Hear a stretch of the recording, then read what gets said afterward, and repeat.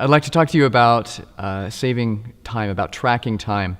I remember when I was in the 8th grade, my health teacher asked me to keep a log of everything that I was eating every day. And I found that just the simple act of tracking what I was eating caused me to be more aware of what I was putting into my body and made me eat more healthy. And then when I was a teen, I did the same thing with money. I started to track every penny that I was spending and earning. And just doing that, being able to have that data available, looking at the charts and seeing where my money was going, helped me to make better choices about where I was spending my money. And I think even more important than that sometimes is tracking our time, because what more important resource do we have than time? And there are a few ways that I like to track my time that have been really helpful for me. The first is to write a daily summary. At the end of every day, I will open up my phone, and I use an app called DRO, D-I-A-R-O, but you could do it with anything, even paper.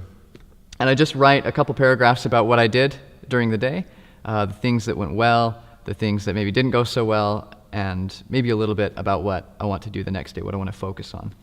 And that's just having that, a little bit of time set aside every day to reflect has been really helpful for me to move forward toward where I want to go in life. Another way to track time is through a daily log.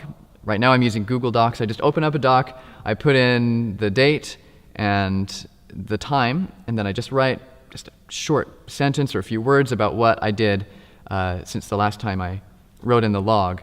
And every half hour, every hour, every time I switch tasks, sometimes I have my phone setting an alarm every 30 minutes to remind me to write in the log, but I just take time to do that throughout the day. Because if I don't, then I'll reach the end of the day and I'm like, oh, what did I even do today? What happened? And I don't feel like I'm being productive.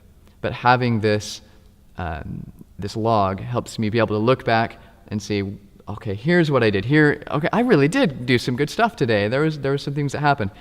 But beyond that, it's also helpful in the act of writing in the log, because sometimes, if maybe I might get off track in what I'm working on. Maybe I'll get sucked into a Facebook article, and then I'll go to another one and another one. My timer goes off, and I'm like, oh, log, what did I do? I browsed Facebook for 30 minutes.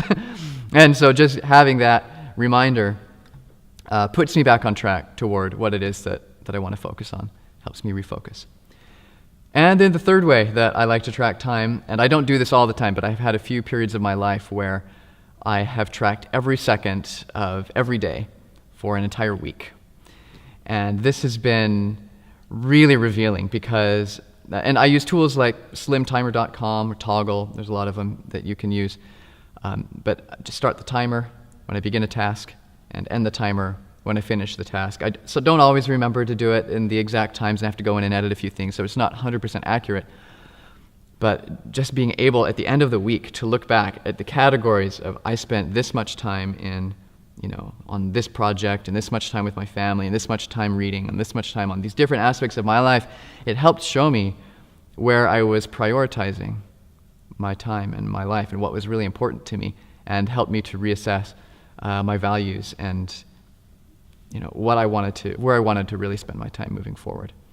So those are 3 ways that I have tracked my time that have been really valuable for me, and I think if they're something that sounds like it would be helpful for you, I encourage you to give it a try.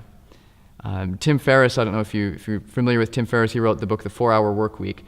He stumbled upon this blog post I wrote about how I spend my time now.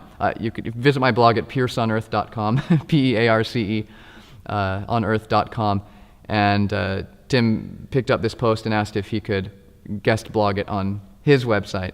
So it's been a pretty popular post, and I think a very valuable tool.